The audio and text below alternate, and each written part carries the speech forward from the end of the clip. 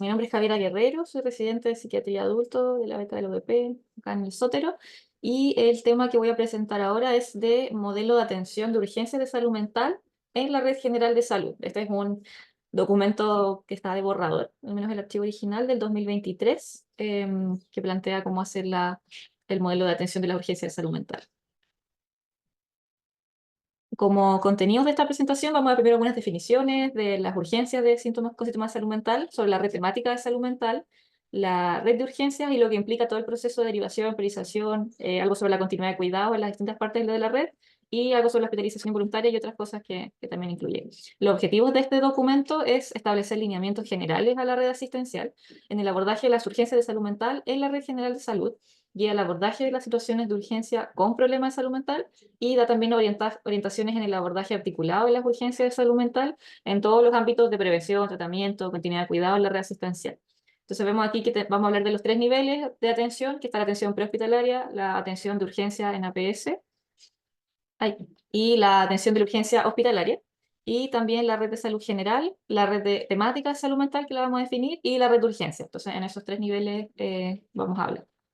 Como definiciones, para partir hablando de lo que se refiere a este modelo, todo lo que se refiere a como en salud mental, por ejemplo, urgencias en salud mental, son aquellas que se manifiestan con síntomas psiquiátricos y o factores de riesgo psicosociales asociados.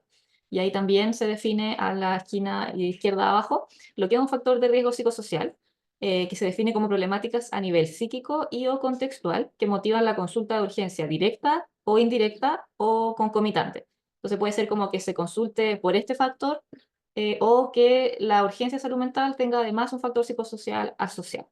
También son de atención inmediata para impedir la exacerbación de los riesgos asociados. Por ejemplo, cuando uno pesquisa señales de violencia, daba el ejemplo como en una atención de una crisis asmática, hay señales de maltrato infantil, por ejemplo.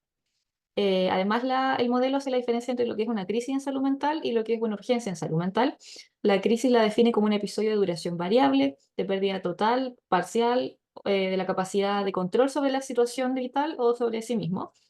No constituye necesariamente una urgencia, vamos a ver por qué, y es esencial implementar intervenciones tempranas que contribuyan a disminuir la necesidad de una atención de urgencia. O sea, son cosas que ocurren antes de que se dé una urgencia en salud mental y el enfoque está en la intervención temprana, la prevención.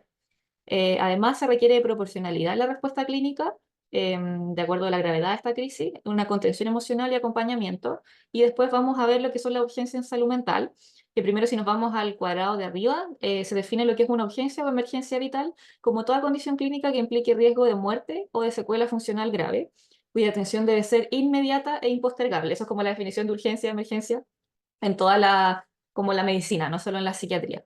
Y ahí, por ejemplo, que era algo que lo comentamos también la otra vez, que como habla de vital, uno podría pensar que es como las urgencias médicas, como un shock hipovolémico, o cosas que uno sabe que tiene que ver con lo médico, pero por ejemplo, una urgencia psiquiátrica, una ideación suicida, también en teoría es una urgencia vital, porque se amenaza la vida, pero es de una manera distinta como a la típica inestabilidad vital que estamos como más acostumbrados. Entonces, además el modelo define lo que es una urgencia en salud mental como cualquier alteración emocional y de la conducta que puede producir daños a terceros o a sí mismos, emocional o de la conducta, y es en tal grado disruptiva que la misma persona, la familia o incluso la comunidad considera que necesita atención inmediata. Por ejemplo, cuando los vecinos ven como que hay alguien haciendo disturbios o está teniendo como síntomas de psicosis, también como que ellos pueden determinar que esto es una urgencia, no solo la misma persona.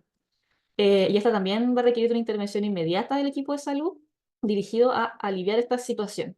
Y otro concepto importante que sale mencionado es el riesgo suicida, que es la posibilidad, estamos hablando aquí en términos más o menos estadísticos, no es una certeza, definida por criterios clínicos, además estadísticos, que la persona atente contra su vida y en general se determina mediante la entrevista clínica y el modelo también sugiere que se podría apoyar de herramientas estandarizadas y validadas que vemos que a veces se realiza, tampoco está como normado, por ejemplo, en nuestro setting no lo hacemos de rutina, porque tenemos la entrevista clínica psiquiátrica, pero por ejemplo, el screening que hacen los médicos de urgencia sí trata de cómo incorporar algunas de estas cosas que sabemos que si bien no hay ninguna herramienta que nos dé la certeza del riesgo, sí tenemos algunos factores que confieren un mayor riesgo, un intento previo, alguna patología en el G1, y también son más fáciles para que lo puedan aplicar ciertos legos, por ejemplo, como gente que no se dedica a evaluar suicidalidad en lo frecuente.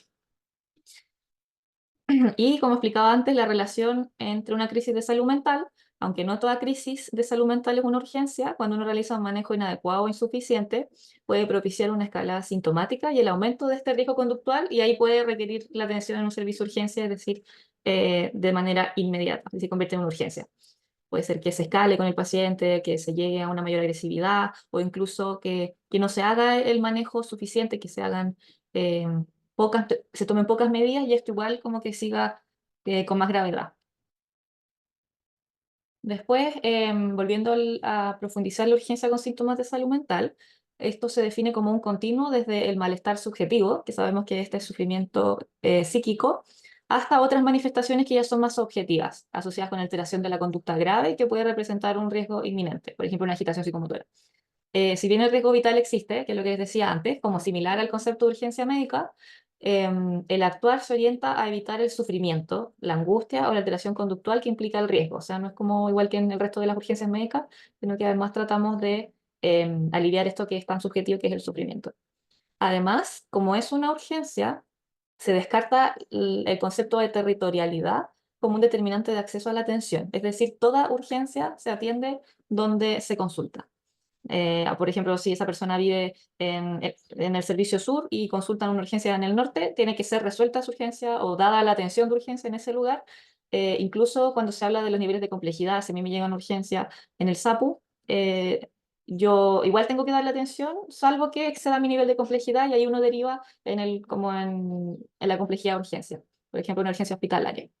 El modelo además planteaba como las urgencias psiquiátricas más comunes, que podría ser la agitación psicomotora grave, un intento suicida o una ideación con indicadores de alto riesgo, nuevamente esta probabilidad estadística, estupor o catatonía, abstinencia o intoxicación por alcohol o drogas, ansiedad aguda y severa, desorganización conductual, entre otras. Pero esas serían como las más comunes. Y como sabemos que los trastornos de salud mental también se relacionan a enfermedades médicas, pueden darse tres escenarios en que la aparición de un síntoma psiquiátrico sea un resultado de una enfermedad orgánica, como vimos en la presentación anterior, como estas como medical mimics, como enfermedades médicas que se ven como si fuera una enfermedad psiquiátrica, pero es médica. El otro escenario es la presencia de un trastorno psiquiátrico que puede producir síntomas físicos, como por ejemplo una crisis de pánico, que genera toda esta alteración en los sistema nervioso autonómico, los signos vitales, y la posibilidad de la coexistencia de ambas cosas, trastorno psiquiátrico y enfermedades orgánicas. Entonces, recordar que aunque sean urgencias de salud mental, igual pueden estar asociados a condiciones somáticas. Ya hablando de lo que es la red temática de salud mental, que es un concepto que proviene, o sea, que menciona este modelo, que lo define como el sistema de interacciones entre los diversos nodos y puntos de atención que va a permitir que el cuidado sea integral, que sea continuo en salud mental. Y esto siempre de acuerdo al nivel de resolutividad. Va a pertenecer a la red general de salud y se va a organizar territorialmente. Esto sí, como que la red se organiza territorialmente, pero las urgencias no se atienden territorialmente. Esos son conceptos como a tener en cuenta. Y incluye como niveles como primario, secundario, terciario. Sin embargo, reconoce a la atención primaria de salud como el principal articulador e intercomunicador de esta red, es decir, como el encargado de que haya una continuidad de cuidados en salud mental. También, como tiene este nivel primario, también tiene un nivel de especialidad que incluye el COSAM, los equipos ambulatorios, los consultorios de especialidad como el CAE, que es como el que está en el Horvitz, el CDT, como el que está acá, el CRS, el hospital de día, las cortas, que se llaman USIP o UHCE, que es el nombre antiguo, y los hospitales psiquiátricos, que son asilares. Y vamos a ver que realizan acciones en tres niveles. En el APS principalmente se dan las acciones preventivas, que son la detección precoz, tratar de hacer un tamizaje, que sabemos que no puede ser a toda la población, pero se tiene que intentar hacer en los grupos de riesgo de personas con problemas de salud mental. La evaluación integral, la gestión terapéutica, que se plantea como que los mayores casos, o sea, los casos más complejos se vean como una gestión de casos, y que se planteen los casos en los que hay más complejidad del trastorno o de los síntomas o de la situación y que tenga más probable un riesgo de hacer una crisis. Entonces, es algo preventivo y además las consultorías que sabemos que se dan en algunos consultorios. Después, cuando ya tengo, por ejemplo, una crisis de salud mental, hay que hacer todo lo que reduzca la posibilidad que esto se transforme en una urgencia. Esto puede ser desde la PS o desde la especialidad. Ujú. Y se realizan acciones que fomenten, por ejemplo, los recursos, se aumentan los controles, se haría un seguimiento más frecuente en ese caso, como que datos como ejemplo. Se haría además cuando ya hay como síntomas, porque es una crisis, hacemos una contención, primeros auxilios psicológicos o intervención en crisis para evitar que esto escale a una urgencia. Y después, si es que esto al final se desencadena la crisis hacia la derecha, entonces, y esto termina un episodio de urgencia con síntomas de salud mental, ahí ya es parte de la red de urgencia, no la red temática de salud mental la que se hace cargo del problema.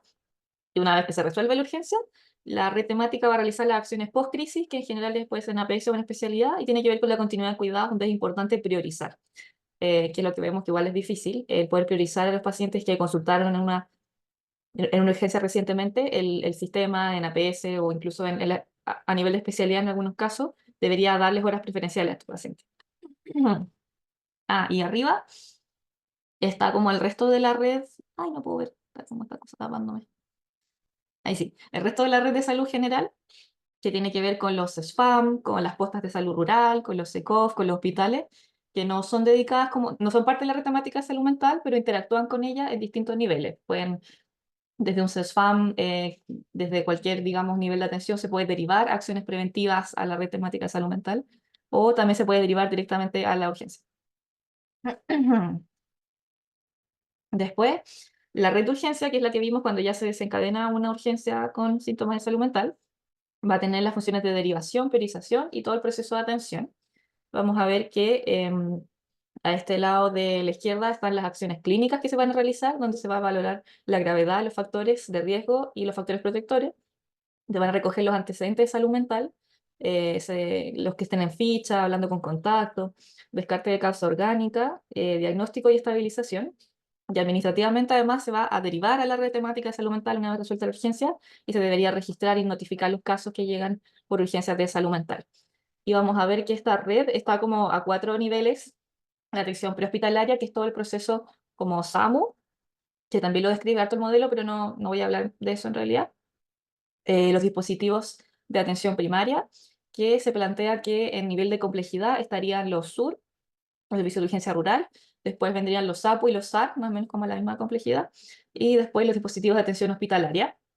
Y por otro lado están las urgencias psiquiátricas, como dependientes de hospitales psiquiátricos, como ocurre en el Horvitz o el Philippe Pinel, donde estos están adosados a estas como hospitales psiquiátricos asilares. Se sabe que existen, se sabe que tienen también como urgencias psiquiátricas clásicas. Sin embargo, dado que como que diferencian esto de esta urgencia, que además como vimos puede tener cosas médicas concomitantes, solo van a funcionar exclusivamente como servicio cerrado dentro de su salud mental, o sea, va de su servicio de salud. O sea, a diferencia como esta territorialidad, uno podría decir que tratamos de que la menor cantidad de personas vayan a estos lugares, como solo exclusivos de sus servicios de salud. Además van a funcionar como servicio abierto solo si es una urgencia. Ahí nuevamente se contradice porque teniendo una urgencia temática se contradice el principio de acceso, porque si yo tengo algo médico no voy a poder resolverlo en esa urgencia. Entonces, perdón, como urgencia solo si, es ahí sí como que no es territorial, pero para el resto de derivaciones solo dentro de su servicio de salud. Por ejemplo, no se puede derivar, pues, el Peral es como el servicio sur, desde nosotros no podríamos derivar al Peral. Se trata de que la menor cantidad como de gente esté en esos lugares hoy en día. Ya, ahora mostrando un poco las acciones y como la disponibilidad de los recursos que tiene cada pasito como cada nivel de atención de urgencia. Tenemos la atención prehospitalaria, los servicios de urgencia de APS, los APUSAR y la urgencia hospitalaria. Y vamos a ver que como que el psiquiatra está recién en la urgencia hospitalaria. Antes de eso, no hay disponibilidad de recursos. Sin embargo, uno puede ir haciendo cosas en cada nivel y solo va avanzando en la complejidad cuando hay algún recurso que no está disponible en ese punto. La priorización, además de las urgencias con síntomas de salud mental, se realizará en base al sistema de categorización de urgencia de uso regular, el que se usan todas las urgencias médicas. Y principalmente vamos a ver que C1 y C2, que son estas emergencias vitales, nuevamente, vital en el sentido no de que tiene la presión baja, tiene una falla orgánica, un intento de suicida es una emergencia vital, porque se altera la integridad de la persona, está en riesgo, con una comunicación suicida también es una emergencia vital. Y C3 emergencia, que es como las que suelen caer en esas categorías nuestros pacientes. Y además pueden haber flujos diferenciados locales. Por ejemplo, decía el modelo que un hospital podía ponerse de acuerdo que la toma de la alcoholemia, que sería como un C5, sí podía ser como un flujo más expedito de C1 para resolver rápido esto y que se pueda hacer el trámite, por ejemplo. O lo hablábamos con Javier el otro día, como si hubiera algún flujo diferenciado, por ejemplo, para los pacientes como suicidas o los pacientes psiquiátricos. O esto que hace la urgencia de repente, como que los dejan esperando en una sala aparte. Bueno, pueden haber flujos diferenciados. Esto también es cortito pero relevante, que el modelo plantea que de acuerdo a la categoría de riesgo, más o menos como dónde se atenderían estos pacientes, como en qué dispositivo. Y vemos que, por ejemplo, en los C5, como que no se requiere prehospitalaria, en general también sale hospitalaria, pero probablemente no la requieran. Y vemos algunos ejemplos también, como requería de tratamiento farmacológico, recetas C5. Crisis de angustia sin alteración conductual, insomnio, C4. Después ya al lado derecho está C3, por ejemplo, psicosis descompensada, sin agitación, crisis de pánico, intento suicida sin compromiso vital inmediato, nuevamente compromiso vital. Ya en el C2, por ejemplo, están situaciones de alto riesgo, dolor intenso o signos vitales gravemente alterados, como la suicidalidad asociada a un riesgo inmediato, privación compleja, agitación psicomotora moderada, catatonía, intoxicación, que ya empieza a aparecer la atención prehospitalaria y como vemos desaparece la atención primaria. Estas son cosas que se debe manejar en servicios de urgencia, principalmente hospitalario. Y después ya C1, agitación psicomotora severa y o refractaria con riesgo inminente para el usuario o terceros. Y nuevamente como S1 porque es una intervención para salvar la vida. Ya entrando de lleno en lo que se hace en el servicio de urgencia hospitalario, que es como lo que me viene a centrarme porque es como nuestro rol en el hospital, lo que se debe hacer según el modelo, y esto lo plantea para los médicos de urgencia, es la admisión y la categorización como vimos, la evaluación clínica y de tratamiento, y aquí muy importante, el rol primario es descartar la organicidad. Solo una vez que se descarta la organicidad, se puede hospitalizar a un paciente. Y eso se llama como un poco dar como la continuidad de cuidados, que es como que el urgenciólogo o el médico de urgencia decide cómo va a ser el flujo de este paciente. Además, está el paso 3 donde ya una vez descartada la organicidad, el médico de urgencia puede solicitar la evaluación por el equipo de especialidad cuando cumple criterios que son estos, que era un poco lo que estábamos hablando ahora, como en realidad cuándo nos necesitan interconsultar y cuándo no. Es un poco amplio, pero igual tiene algunas cosas como más o menos lógicas. El criterio más importante es el riesgo psiquiátrico inminente, que se define como una suicidalidad activa, que hemos visto que también tiene sus pormenores la suicidalidad activa, pero por lo menos este modelo lo contempla como que suicidalidad activa psiquiátrica.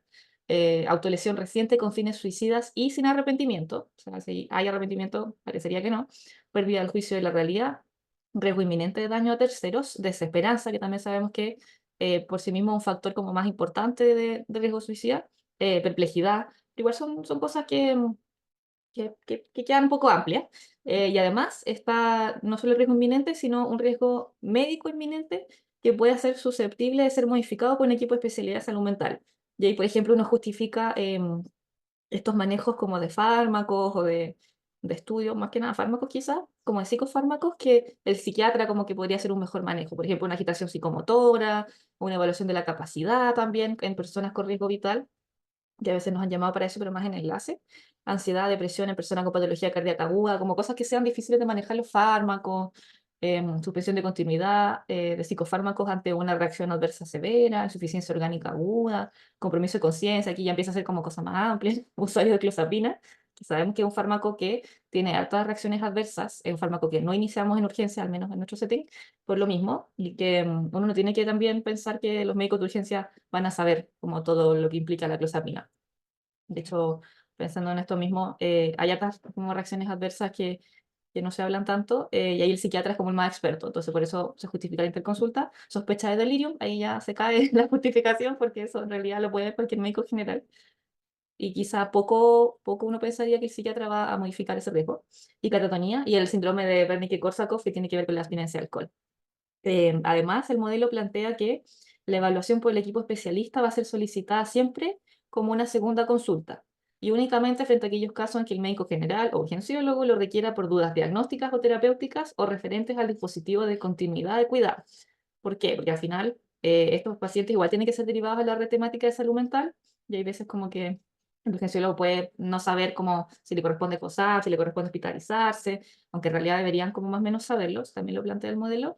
Y por eso el modelo además dice que son estas dudas, pero además que haya un riesgo médico psiquiátrico grave y o inminente o refractario.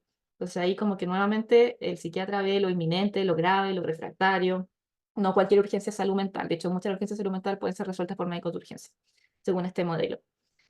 Volviendo a los pasos de lo que hace el médico de urgencia, Gaby, sí, te quiero interrumpir ahí porque ¿qué opinión te parece un poco esto de los riesgos médicos que aparecen descritos ahí? Por ejemplo, el compromiso de conciencia, que por cierto ya es un gran paraguas, ¿cierto?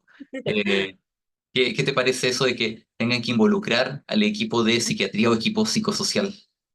sí, me parece como poco justificable, me parece que es un paso más en una cadena de cosas que se pueden ir haciendo mucho antes, como no se necesita la evaluación de un psiquiatra para poder estudiar un compromiso de conciencia, para pedir una glicemia, para pedirle un TAC de cerebro, no sé si el paciente tuvo un TEC reciente y por eso tiene un compromiso de conciencia, como que no necesitan al psiquiatra. Si tuvo una ingesta de fármacos con paracetamol también o con otro tipo de fármaco, uno podría decir que no es necesario el recurso del psiquiatra en un compromiso de conciencia. Yo creo que eh, es verdad que es susceptible de ser modificado, pero cualquier riesgo es susceptible de ser modificado por un buen médico, como por alguien que sepa un poco más del tema, de compromiso de conciencia. Como que asumen que el psiquiatra sabe más, pero el neurólogo también, los médicos de urgencia, los urgenciólogos también. Entonces, Partamos diciendo que ninguno de nuestros cuadros, cuando son de origen primario mental, se caracteriza por tener un compromiso de conciencia asociado. Nuestras claro. psicosis, por ejemplo, son psicosis lúcidas. Por lo tanto, no tengo nada que hacer frente a un cuadro de compromiso de conciencia, salvo decir que no es de resorte de la psiquiatría. Eh, Claro. el 80% de los compromisos de conciencia, sean cuantitativos o cualitativos, son de causa del medio interno y el otro 20% pueden corresponder a una causa neurológica, pero insisto, ninguno de nuestros cuadros primariamente se caracteriza por un compromiso de conciencia. Por lo tanto, haber puesto eso ahí me parece que probablemente obedezca algún desconocimiento de quién Mm, hizo esa redacción, ¿cierto? ujú, Por otro lado, el síndrome de Wernicke-Korsakoff corresponde a un trastorno neurodegenerativo por déficit de tiamina y tiene claro. manifestaciones que, aparte del estado mental alterado, son manifestaciones físicas, ¿cierto? Como la alteración de la oculomotilidad, las alteraciones de las pruebas cerebelosas u otras manifestaciones que también podrían hacernos sospechar que el paciente está en riesgo, pero tampoco son de resorte de la psiquiatría. Eh, por lo tanto, yo creo que acá se pasaron quizás algunos pueblos como en cuanto a las consideraciones de qué es lo que tiene que evaluar el psiquiatra. Por otro lado, hay un riesgo asociado, que es que el paciente se subestime su problema somático También. porque tiene que esperar la evaluación del psiquiatra, solamente para que yo termine por decir que no es de resorte de nuestra especialidad. Y por Mm, otro lado, además, la cama en urgencia puede quedar más tiempo ocupada en espera de que el psiquiatra en horario hábil pueda evaluar el caso, considerando que a lo mejor es un caso que es de resorte netamente médico y en el que nosotros no teníamos ni siquiera por qué involucrarnos. Entonces mm, se usaría la cama de manera prolongada de forma injustificada, poniendo en riesgo al resto de los pacientes que están en espera, que probablemente puede ver agravado su cuadro somático porque tenemos a un paciente que está ocupando este espacio físico, ujú. ¿cierto? Sí, sí, es complejo plantear un riesgo inminente y poner a alguien en espera, como una interconsulta. Pero sí, muy de acuerdo. Continuando, como decía antes, entonces se hace la interconsulta, se realiza la evaluación por el equipo de especialidad y se determina el especialista si va a necesitar un ingreso en UCIP o está para darle el alta. Y también se evalúa la derivación de la red temática de salud mental, como a qué nivel correspondería a este paciente, que voy a mostrar un poco más cómo se define eso. Además, si es que, por ejemplo, se determina que necesita una cama en UCIP, está el paso de hospitalización y la espera de cama, y ahí es donde se plantea que debe ser lo antes posible, los pacientes no deben estar hospitalizados a la urgencia, eso aumenta su mortalidad. Y después el punto 6 es el egreso y la derivación asistida, que tiene que ver con en qué lugar de la red se va a atender, poder hacer una comunicación con ese lugar, que la hablaré un rato más. Em, Esto es un poco, bueno, en teoría esto es como lo que haría el equipo de psiquiatría y urgencia, como este equipo de salud mental con funciones de asesoría en la urgencia hospitalaria. que debería estar compuesto por lo menos por un médico psiquiatra y algún otro profesional del área de salud mental que tenga abordaje en trastornos mentales de moderada a alta severidad, que puede ser psicólogo, TO, TS, enfermera. Y la integración del equipo de salud mental a modo interconsultores como un apoyo de evaluación de usuarios con necesidades de salud mental que no puedan ser resueltas por el equipo de salud de urgencia. Y por eso ahí plantea estos criterios, no es como cualquier cosa lo que no podría resolver un urgenciólogo. Y algunas de sus funciones son realizar la evaluación de salud mental a solicitud del equipo de urgencia en general porque cumple con ciertos criterios y un riesgo psiquiátrico inminente, entregar indicaciones al equipo tratante para el manejo clínico, orientar derivación a la red temática de salud mental abierta o cerrada para el egreso desde el servicio de urgencia, transmitir las competencias en la evaluación y el manejo de menor complejidad en salud mental. Ahí vemos, por ejemplo, como que se da esta aprendizaje cruzado, como con los colegas de urgencia, como cómo manejar una agitación, cómo sugerir los SOS como que usamos más frecuentemente, si a este paciente le corresponde un COSAM o APS. Y también algo que salía importante era que el mismo psiquiatra también debería como orientar a que se mejoren las condiciones de seguridad en los espacios donde van a estar pacientes con urgencia de salud mental. Y ahí plantea como mínimo que sea el lugar con menos estímulos ambientales, donde haya poco tránsito, poco ruido, poca luz, que vemos que es todo lo contrario, como que pasan todo el rato gente frente a los pacientes en la espera. Priorizar la supervisión directa por el equipo de enfermería, que ahí también quizás se cumple un poco más. Alejar objetos potencialmente peligrosos y la fijación de estos, por ejemplo, de los portazuelos, de los monitores, de las vías, el fácil acceso a la salida para el usuario y el equipo. Ahí probablemente es más el equipo el que tiene que hacer una salida precoz que el paciente. Alarmas o botones de pánicos, que no hay.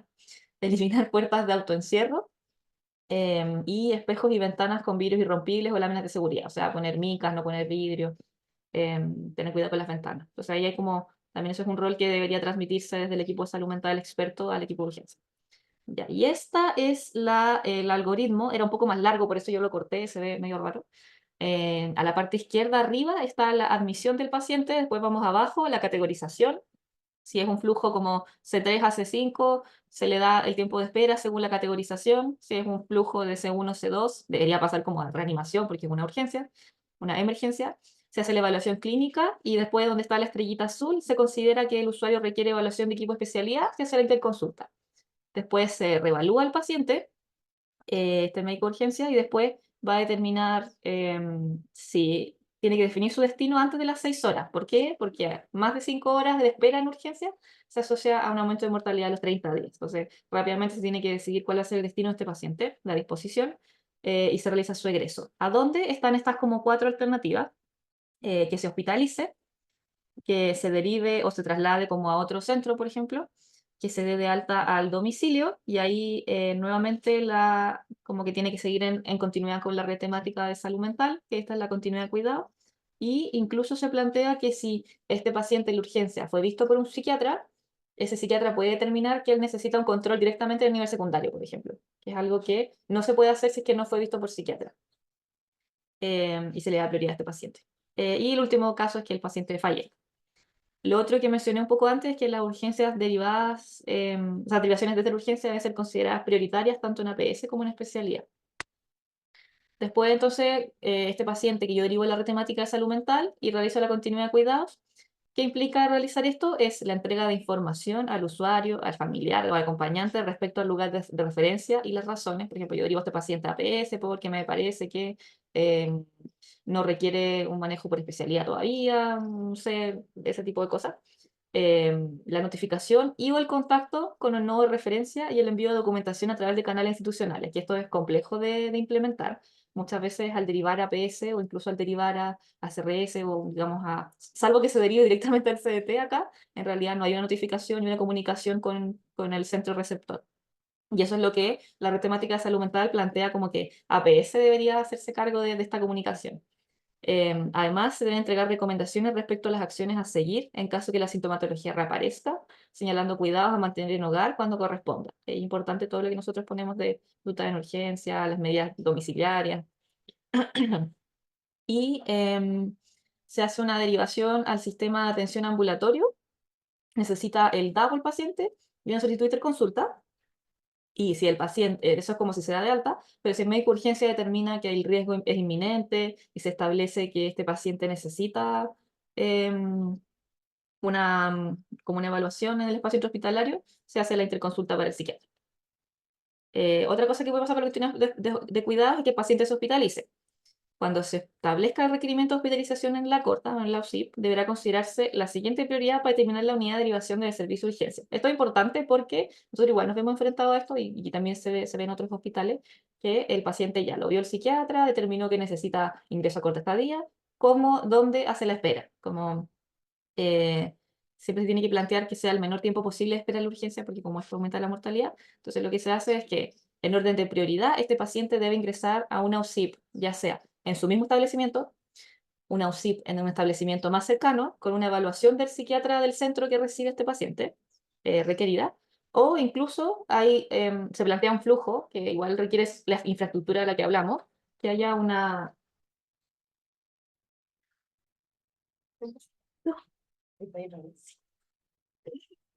Perdón, em, una cama indiferenciada del mismo establecimiento. Eh, Esto sería como, no sé, como camas de medicina que funcionan como una mini corta, por ejemplo.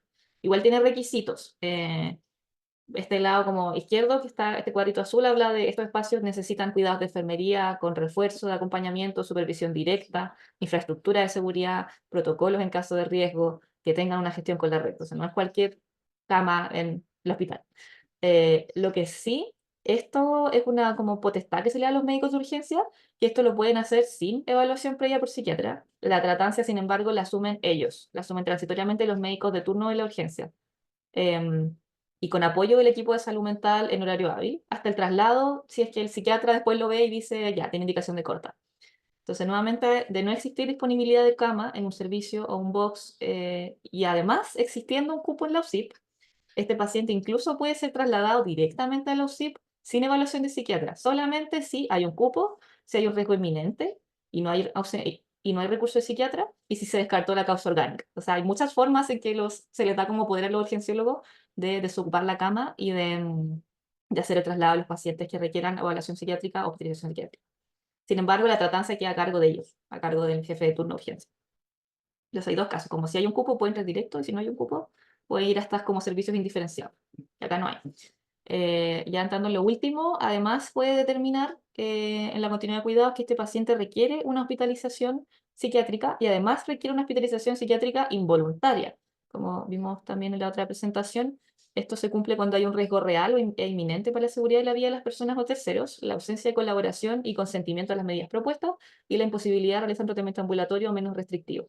Y aquí es complejo porque se puede ejecutar desde el servicio de urgencia únicamente cuando sea indicado durante el proceso de atención o se constate el riesgo inminente y el médico de la urgencia está autorizado a restringir la libertad manteniendo hospitalizada a la persona hasta por 72 horas. Ahora, ¿cómo lo hace? Si en teoría no es un lugar como dispuesto para eso y no es un lugar como de hospitalización psiquiátrica, el modelo no es claro. Sin embargo, se debe informar además en la plataforma informática, se deben instaurar medidas terapéuticas y a las 72 horas se debe definir si es que este paciente egresa y se hace una continuidad de tratamiento ambulatorio, una continuidad de cuidados, o si se mantiene hospitalizado, si es que siguen estas condiciones de riesgo inminente, ya sea voluntario o involuntario, y esto debería requerir como una revisión por la autoridad MIDAS, además del apoyo de psiquiatría. Entonces, este modelo habla de la hospitalización involuntaria de urgencias, pero sabemos que es difícil de practicar. Ya, último, dos cosas. El registro de datos, además, plantea este modelo que se va a implementar una plataforma de convergencia de datos de urgencia, donde vamos a poder identificar y registrar todo lo que tenga que ver, por ejemplo, con la conducta suicida cuando se ponga en el DAO, y se van a poder establecer estrategias diseñadas para el monitoreo, seguimiento, la trazabilidad. Y se plantea que los siguientes como diagnósticos deben estar codificados en los DAO. Como usuarios con presencia de conductas autolesivas deben tener ese código. Caso indeterminado de suicidio, que es cuando hay un acto suicida, un intento, o como, no sé, una ingesta farmacológica, y no queda claro si fue accidente, si fue autoinfligido, si fue una agresión por un tercero. Entonces se debe poner como un evento de intención determinada para seguir haciendo seguimiento igual. Usuarios con trastorno de salud mental conocidos se les debe poner como antecedente de salud mental, diagnóstico de tratamiento en tal lugar, sin tratamiento actual. Y además poner codificado o en el DAO el destino al alta, si es que fue referido a cuál sector de la red. Y esto lo agregué hace poco, no está en realidad resumido, pero igual encuentro que es importante saber. que es los médicos de la urgencia tienen responsabilidad cuando hay un paciente con urgencia de salud mental que se fuga de la urgencia o hace un abandono no consensuado. Entonces, si son pacientes que están esperando la categorización, se deben hacer todas las medidas necesarias para prevenir el abandono, como avisar precozmente a los profesionales o que esperen supervisadamente. Y si es que en verdad se fugan, se debe dar aviso a la red primaria de origen o llamar a un familiar o el que esté en el DAO. Si es que ya están categorizados, como que ya tienen, están esperando la evaluación, por ejemplo, por el psiquiatra, en caso de que un usuario de alto riesgo médico o psiquiátrico no espere la atención, se debe llamar 3 veces en un plazo de 30 minutos, se debe contratar en DAO y en ficha cada llamado, se debe ejecutar posteriormente el cierre de la atención y se debe notificar también a la red. En el caso de que la persona rechace indicaciones médicas o solicite el alta, que esté capacitado para dicha decisión, se debe cerrar la atención, se debe notificar y vincular a su establecimiento. Y esto último, que es cuando ya hay riesgo vital inminente, además, hay que dar aviso a carabineros para favorecer la localización de la persona y su acceso, y hablar con referentes de suicidio, si es que hay un caso de suicidio, y así. Es, Muy bien, Javiera. Bueno, lo primero, como destacar el hecho que en el fondo esto es importante porque hace algún par de años, digamos, hay muchas urgencias de psiquiatría en los hospitales generales y eso es lo que hace necesario que exista una orientación técnica como esta. Esta guía tiene como una calidad de orientación por ahora, todavía de hecho está en calidad de borrador y de momento orienta un poco el trabajo que tienen que hacer los hospitales y los servicios de salud, ¿cierto? Lo otro también es entender, cómo destacar esto que también lo mencionaste, que en el fondo la mayoría de las urgencias de psiquiatría van a ser resueltas por los médicos de la urgencia, idealmente urgenciólogos, y no todos los casos van a ser interconsultados al psiquiatra. Nosotros vamos a ver solamente aquellos que cumplan con criterios y probablemente esos criterios va a haber también que definirlos localmente en cada hospital. Eh, y por otro lado, una parte importante del trabajo de las personas que se dedican a urgencia y las personas también que vemos las interconsultas es diferenciar, tal como dijiste tú, la crisis de salud mental versus la urgencia psiquiátrica versus, por ejemplo, las falencias de la red. O sea, personas que acuden al servicio de urgencia porque me han cancelado 3 veces la hora en el COSAM. Mi psiquiatra está con licencia, mi psiquiatra se fue de vacaciones. Todavía no cursan la interconsulta que me hicieron desde el consultorio al CRS. Ese tipo de consultas o que puedan subyacer ese tipo de inquietudes, ¿cierto? También tiene que ser identificado rápidamente por el médico de urgencia para dar una solución que en el fondo es más administrativa, o sea, orientar qué puede hacer, y es lo que nosotros también hacemos a veces. En el fondo podemos tal vez hacer como una modificación en los tratamientos, pero finalmente nuestra orientación va a ser la misma, en el fondo que se dé cursos de interconsulta o orientar cuál es el proceso dentro de la red. Lo otro te iba a consultar tu opinión, Javiera, sobre las herramientas estandarizadas. ¿Qué opinas tú de eso? Que lo hemos conversado también ahí del uso de herramientas estandarizadas, ¿cierto? sí, como de suicidio, de diagnóstico. Sí, o sea, no hay ninguna que prediga al 100%, son cosas estadísticas, y puede pasar que se apliquen como de manera muy automática, se terminen captando pacientes que en realidad uno en la entrevista clínica siempre va a ser más valiosa que una herramienta estandarizada. Hay cosas que uno rápidamente puede marcar un checklist que a veces pasa en urgencia, como tienes esperanza, ya, como no tienes predicciones, ya, pero en la entrevista clínica uno saca otra conclusión. Sí. Como que apoyan, pero no pueden ser el único instrumento porque y a veces no se les tiene que dar más importancia que la entrevista clínica en ningún caso. No existe ninguna escala con un poder predictor de suicidalidad o de no suicidalidad y no existe ningún puntaje de algoritmo que nos permita predecir lo que va a suceder. Esos son dos conceptos que hay que tener claros. Y el tercer concepto es que la entrevista, como indagando la narrativa del paciente, siempre va a tener más valor, sobre todo si es que el entrevistador está entrenado. Eh, por lo tanto, claro, tal como dices tú, el riesgo de reducir la exploración de la suicidalidad a un score o una entrevista estandarizada como del tipo checklist es que al final vamos a hacer preguntas cerradas y eso le va a quitar mucho rendimiento a nuestra exploración sintomática. Eh, y por otro lado, sabemos que la narrativa es muy importante cuando uno hace entrevistas de suicidalidad para conocer bien los síntomas. Existen también riesgos como la desesperanza o el atrapamiento, ya sea cognitivo o emocional, que eso uno lo va a indagar desde el reconocimiento de lo experiencial del paciente, que eso no va a estar en las escalas, en ninguna escala. Eh, Otra opinión que te iba a pedir es sobre la incorporación que se hace ahí como en urgencias de salud mental de la intoxicación por sustancias. Ahí como si pudieras contarnos un poquito qué opinas de que eso está incluido así como en una lista con Mm, otras cosas. y la abstinencia y la intoxicación.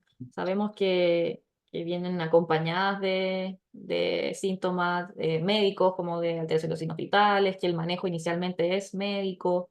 Es poco el rol como de un psiquiatra en una intoxicación aguda o en una abstinencia también. Además, el setting suele ser como más monitorizado. Tampoco es como que sea un criterio de ingreso, una corta estadía, o sea, como que Mm, no me parece que el manejo de resolución sea psiquiátrico primario, como que es algo Claro. que una visión más médica.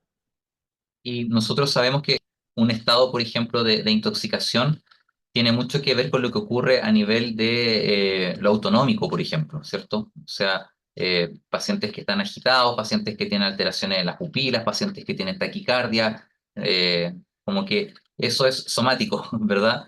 Y por otro lado, la abstinencia corresponde como o como una suerte de translocación que se da cierto en estos neurotransmisores, por ejemplo, en el caso del alcohol, yo quito uno de los efectos y aparece todo lo excitatorio en el sistema nervioso, ¿verdad? Entonces voy a ver un paciente más inquieto, con taquicardia, ¿cierto? Con todo el sistema nervioso autónomo como activado. De modo que eso también corresponde a un cambio que es netamente somático, pues, independiente que pueda corresponder a un trastorno por consumo de alcohol, lo que se está viendo en ese minuto en lo agudo es un tema que tiene que ver con el sistema nervioso autónomo, con los neurotransmisores, con el nivel de conciencia, ¿verdad? Entonces, eso, como la intoxicación fundamentalmente y en parte también la abstinencia son principalmente de resorte médico.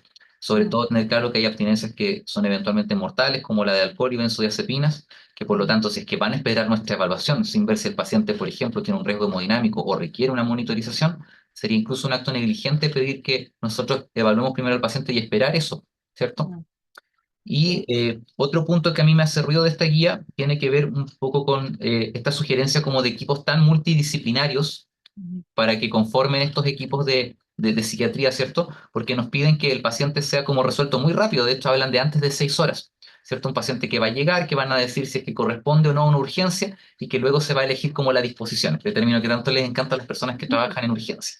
Eh, Sin embargo, ahí en eso, supongamos en el mundo ideal en que rápidamente se determine que requiere interconsulta porque cursa una urgencia, nosotros lo evaluemos y digamos que corresponde el alta, no sé en qué momento va a haber un espacio en el tiempo y en el espacio para que puedan realizar su actividad los otros profesionales, ¿cierto? Como la intervención del psicólogo, la intervención del terapeuta ocupacional. Tal vez eso tiene más cabida si es que yo prolongo la estadía de este paciente mm, en la urgencia, que es como lo que no debería pasar, ¿cierto? En el escenario ideal yo desocupo la cama de inmediato, ya sea ingresando al paciente o sacándolo de alta o moviéndolo a alguna cama indiferenciada. mm, Entonces, como que nuestro rol se reduce un poquito a la resolutividad, ¿cierto? Y aparece un mm, ideal donde aparecen muchas personas que no sé en qué momento en este mundo ideal que se plantea podrían intervenir tantas personas. Eh, mm. y ahí te quería consultar un poco qué opinas como nosotros hemos implementado cambios como en el funcionamiento de la interconsulta de urgencia en el Sotero en el último año. Eh, ¿Te parece que nuestra actividad se asemeja un poco a lo que exige la guía o estamos muy distantes o qué opinas un poco de eso? Yo creo que se asemeja, yo creo que efectivamente nos pasa como tenemos que evaluar las situaciones de riesgo inminente, determinar si hay indicación de hospitalización o no. También orientamos en lo que es la continuidad de cuidado. Yo creo que la parte que también lo decía la otra vez, como que me hace ruido, es como la pega previa, como la real evaluación que tienen que tener estos pacientes. El mismo modelo plantea que esta primera evaluación tiene que incluir a los contactos, a la ficha, como hacer una evaluación más acabada, descartar organicidad, después llamar al psiquiatra. Y muchas veces nos llaman antes de que se cumpla eso. Y otro punto en el que nosotros tenemos tal vez una distancia con el modelo ideal tiene que ver con temas arquitectónicos del hospital. Eh, Sí. Nosotros, dado que nuestros pacientes podrían, en realidad todos los pacientes que cursan tal vez un compromiso de conciencia cualitativo podrían estar en riesgo de caer desde una altura, ¿cierto? Pero dado que nuestro hospital en la mayoría de los servicios clínicos no cuenta con protección para esto, eh, se dice o no se permite que nuestros pacientes puedan subir a estos pisos médicos. Por lo tanto, hacen la espera en urgencias y no hacemos uso de este recurso que lo plantea el modelo y que se usa en otros hospitales, que es que el paciente haga su espera en un servicio médico. Yo creo que incluso se justifica más cuando son, por ejemplo, casos como la intoxicación por paracetamol. O sea, ahí la urgencia primordial, ¿cierto? Es la intoxicación y eso es de setting médico. correspondería a una hospitalización en medicina y que luego de ahí se tome la conducta para ver si se traslada o no a una unidad hospitalaria de psiquiatría. Claro. Nosotros estamos como al debe con eso y claro, nuestros pacientes todos al final, o la gran mayoría, quedan en la urgencia, salvo algunos casos que logramos como convencer al equipo de urgencia, al equipo de gestión de cama, a los jefes de medicina que podrían pasar y que son casos más bien excepcionales, aunque en algunos casos también hemos tenido muy buena voluntad por parte del servicio de medicina, pero no es la norma, no es la usanza de lo que hacemos acá. Y en eso yo creo que nos alejamos de lo que plantea el modelo. Yo creo que también se da como bidireccional, como que los urgenciólogos podrían ser mucho más malvados con nosotros y ya hay un cupo en corta, pasa al paciente y que lo vea al psiquiatra el otro día, pero ellos igual están ligados como a estar en responsabilidad de ese paciente, entonces es una buena movida como para desocupar cama, pero no es gratuita, como, Claro, claro, pero de que se puede, se puede. sí. Y eso, no sé si alguien quiere comentar algo. Me llamó la atención, sobre todo al final, que se planteaba que dependiendo de, en el caso que el paciente no cumple criterios, dan un riesgo inminente para hacer una hospitalización en una unidad de corta estadía, que se tiene que notificar al dispositivo de la red de salud mental en que se atiende. Y conociendo la realidad de urgencias tan demandantes como esta en particular, una hospital más grande de la región, eh, no sé si aquí se ha implementado algún tipo de modelo, por ejemplo, el gestor terapéutico, que permita hacer esas coordinaciones con SECOF, con COSAMS, Sí. con... Yo creo que ahí está el concepto de continuidad de cuidado, que es un concepto que emerge como no tan antiguamente en la psiquiatría, digamos, no es de la época de la clorpromacina, sino que mucho después, que tiene que ver con esto de cómo ofrecemos cuidado y seguimiento a un paciente que pasa de un servicio clínico a otro. Con eso en las urgencias estamos al debe, yo creo también porque este fenómeno como de masividad de consultas en urgencias de hospital general es reciente, por lo tanto tampoco se ha definido muy bien qué hacer con eso, cómo darle un curso a este paciente dentro de la red. Y nosotros particularmente no tenemos ninguna metodología definida, pero sí existe como esta oportunidad que surge ahora con el modelo de notificación que va a haber, o sea, que permitiría de alguna forma establecer contactos con los centros primarios para que puedan recibir a los pacientes. Y el ideal es que sean también priorizados, pero de momento no contamos con eso. Eso. Ya, Javiera, Sí, muchas gracias. Muy buen seminario. ya.